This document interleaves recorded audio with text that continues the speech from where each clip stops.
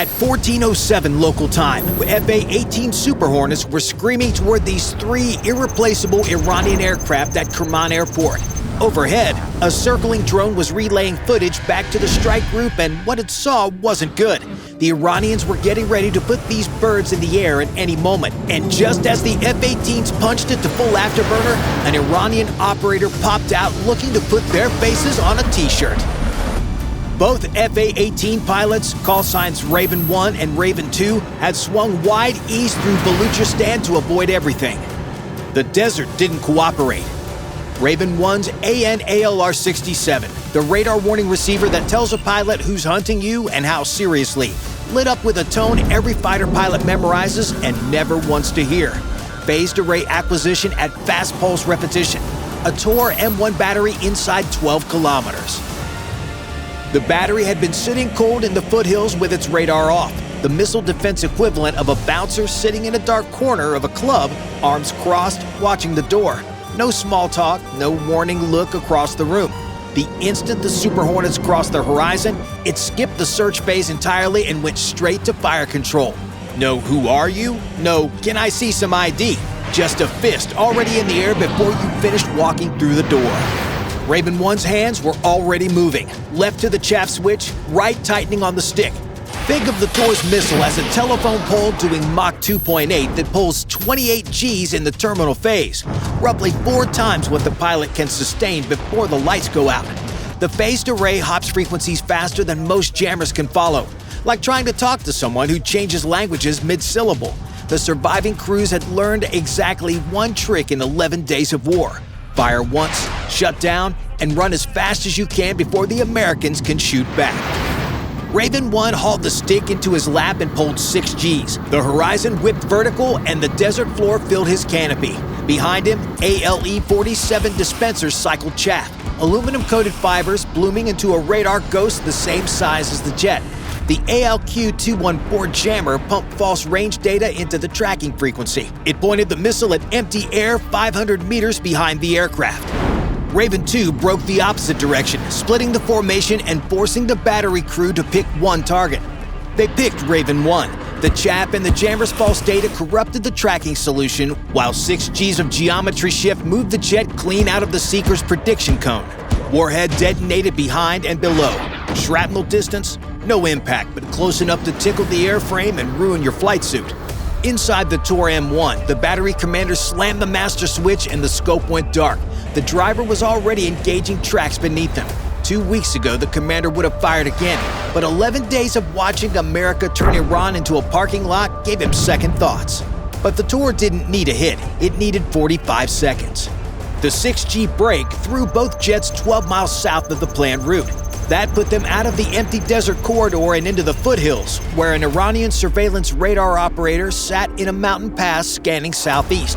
He'd driven his mobile unit out of Isfahan Province ahead of the first week's strikes and set up in terrain the coalition hadn't prioritized, a move that required either exceptional initiative or exceptional paranoia. In Iran's military, the two were often indistinguishable. He couldn't shoot anything down, didn't need to. He picked up the handset and gave Kerman what the scope showed. 2 fighter-sized returns heading northeast, medium altitude, moving with the kind of purpose that meant someone's day was about to get significantly worse. That phone call, routed through a landline because 11 days of American strikes had turned Iranian military communications into the world's most expensive game of telephone, reached the IRGC garrison before the Ravens finished assembling their formation. While the report raced toward the airfield, Raven 2 discovered what 6 Gs had done to his targeting pod. The ATFLIR's gimbal you see here uses fiber optic gyroscopes to hold the infrared image steady, compensating for every movement the aircraft makes at 500 knots. 15 seconds at 6 Gs had precessed those gyroscopes off their reference.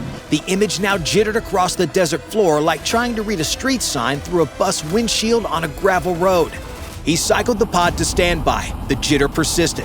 What Raven 2 didn't know, what nobody would confirm until maintenance debrief back on the Lincoln, was that the gyroscopes hadn't just precessed. The 6G snap had micro-fractured the fiber optic coupler feeding the reference laser. The pod wasn't drifting, it was guessing. Below 15,000 feet, the narrower field of view would compensate. with the target filling enough of the frame that the drift couldn't lose it. But 15,000 feet put him inside the engagement envelope of every short-range weapon the IRGC still had. The Tor hadn't just pushed them off route and into a surveillance radar. It had broken Raven 2's eyes and was about to force him into the altitude band where the ground defenses work best. At Kerman, a ground controller grabbed a field telephone mid-ring, listened for 4 seconds, and sprinted across the apron. Fighters inbound. Fuel trucks lurched clear of wheel chocks within seconds, a response time that would have impressed any Air Force on Earth, considering these crews had spent 11 days watching American precision munitions turn everything around them into modern art installations. Inside the cockpit, the flight engineer was already throwing switches on the overhead panel. APU start sequence, the beginning of the 4 to 5 minute spool that feeds compressed air to each of the 4 Soloviev turbofans at roughly 90 seconds per engine. If every step went right, the II-76 could be taxiing before the Americans arrived. 8,000 miles away at Creech Air Force Base, a Reaper sensor operator watched the scramble unfold in real time. The operator keyed the satellite link. Activity at the target. Engine start on the Heavy. When the Reaper's fuel state crossed bingo, 20 hours on station, longer than most people spend awake in a day, and the mission wasn't done, but the gas was. The sensor operator swept the apron one last time, time-stamped the frame, and turned south toward Djibouti. The screen went to empty desert. The replacement Reaper was 30 minutes out. The Ravens were 25. For the next 5 minutes, nobody on the American side could see Kerman airfield. The Ravens circling while fuel burned, and the II-76 crew raced through their checklist with nobody watching. But here's what the Americans couldn't see during those 5 blind minutes. The II-76 wasn't just spooling engines to evacuate. Ground crews were loading crates through the rear cargo ramp, long olive green cases that didn't match any standard supply manifest. Whatever the IRGC was trying to fly out of Kerman was worth more to them than the aircraft itself. The KAOC at Al Udeid, Combined Air Operations Center, air traffic control for the entire war, held the Ravens in orbit. No ISR coverage meant no weapons release authorization. Standard procedure that made perfect sense from a headquarters 900 miles away, where the coffee was hot and the ejection seats were theoretical and made no sense at all from the cockpit of an aircraft burning fuel it couldn't spare. At Kerman, those same 5 minutes bought everything the garrison needed. The ground controller had Zu-23 gun trucks rolling from the motor pool before the first orbit completed. By minute 3, a Misagh-2 MANPAD team stood on the maintenance hangar roof with a launch tube on the operator's shoulder. The Misagh-2 is Iran's copy of the Chinese QW-1, which was itself China's copy of the Russian Igla, which makes the Misagh-2 a photocopy of a photocopy. And like any third-generation knockoff, it works just well enough to ruin your afternoon. The replacement Reaper checked in at 23,000 feet, an MQ-9 with a multispectral targeting system you see here, good enough to read a license plate from 4 miles up, controlled by a sensor operator in a trailer at Creech Air Force Base through what amounts to be a very expensive Xbox setup with a 600 millisecond satellite delay. The operator slewed the turret to the apron and the picture came in clean. All 3 confirmed. APU hot on the Heavy. Recommend immediate. Hold released. 16 minutes to target. The broken targeting pod and the 5-minute head start, both courtesy of the Tor M1, were waiting at the other end. Raven 1 swept the airfield for maximum ATFLIR range. The advanced targeting forward-looking infrared pod slung under the jet's belly you see here, essentially a thermal telescope that lets the pilot study a target from far enough away that the people on the ground can't shoot back. Leads pod was clean. Stable image, the kind of picture you design a targeting system to produce. 2 pickup trucks with Zu-23 2 twin-barreled anti-aircraft guns sat at opposite ends of the runway, north and south. The Zu-23 fires 23mm rounds at 800 to 1,000 per minute per barrel. No radar, no signature on the RWR. The AK-47 of anti-aircraft guns. The gunner doesn't aim so much as just let it rip and hope for the best. 70 meters from the P-3F on the maintenance hangar roof, the MANPAD operator was clearly visible on the Reaper's infrared feed. Raven 1 could see the tube on his shoulder and the intercept geometry he'd already set up. Between the Zu-23s hosing the sky and the Misagh-2 waiting for the engine exhaust, Kerman's defenses formed an equation. Come in high and GPS jamming ruins your bomb. Come in low and the ground defenses ruin your day. The weapons they carried: GBU-38 JDAMs, 500-pound GPS-guided bombs, have a circular error probable of 5 meters under clean conditions. That puts the weapon on the fuselage. Under the Chinese-supplied GPS jamming concentrated around Iranian airfields, that circle swells to 25 meters. Against a building, it's still a hit. Against a parked aircraft, it's a crater on the taxiway, and a P-3 that limps to another field. The only way to tighten accuracy was to release lower. Cut the flight time from 90 seconds to 30. Less drift, tighter impact. But lower meant the ZU-23 envelope and the Misagh-2 ceiling. The Tor M1's 45 seconds, still compounding. Raven 1 rolled in first at 12,000 feet, 30-degree dive angle. ATFLIR locked on the P-3F. 3 seconds from Pickle, the South ZU-23 opened up. No warning tone, just orange-white tracers punching through the air the Super Hornet was about to occupy while the gunner walked his lead angle across the dive path with the calm of someone who's been doing this for 11 straight days. 1,600 combined rounds per minute. He didn't need to be precise, he just needed to be close. Hard right into Afterburner with the release window gone and the bomb still on the pylon. First run, scrubbed by a weapon system that costs less than a used sedan. On the rooftop, the MANPAD's operator read the brake, heading, altitude, the roll angle that told him where the jet would reappear if the pilot tried the same approach again. 11 days into this war, the Iranians still swinging were the ones who thought 2 moves ahead. Raven 2 couldn't afford to wait. The II-76 had been spooling for 25 minutes with possible engine activity on infrared, the one target that disappeared if they spent another 60 seconds on the ZU-23 problem. Raven 1 clawed back for altitude while his wingman committed on the heavy transport alone. 10,000 feet, 2,000 lower than the lead's aborted run, pushed into that altitude by a targeting pod the Tor had broken 40 minutes and 300 miles ago. The crosshairs lifted left past the II-76's wing route, overcorrected right, settled on the center line for a half second, and he mashed the Pickle during that flicker of stability.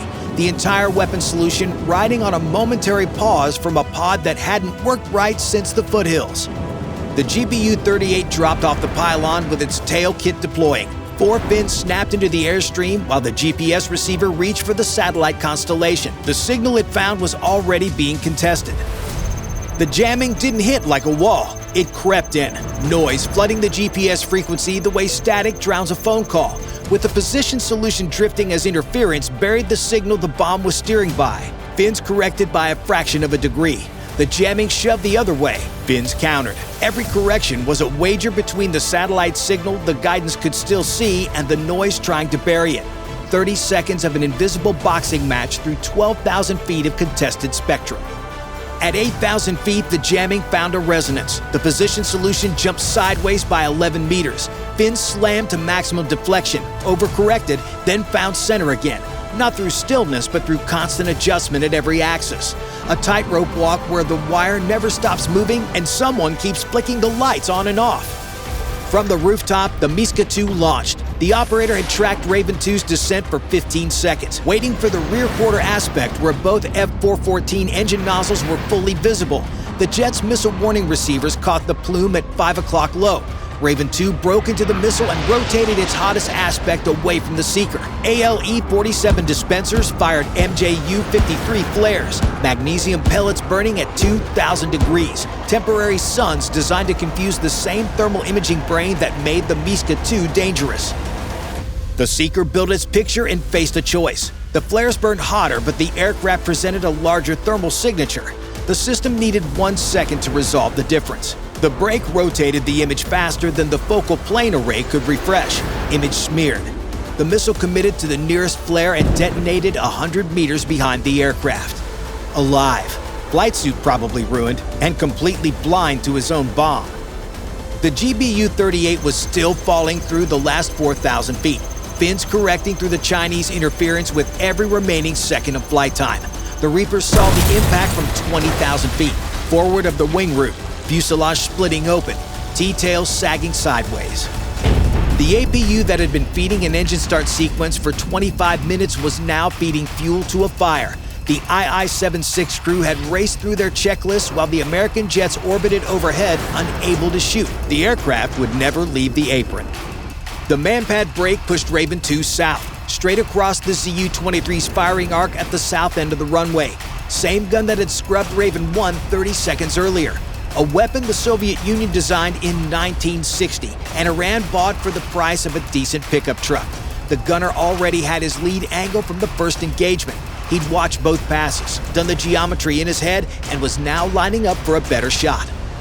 Both barrels opened up and tracers climbed through the space the jet had occupied a half-second before. At this range and closing speed, the gunner was putting rounds inside a volume the size of a house, and the Super Hornet had to thread through the gaps.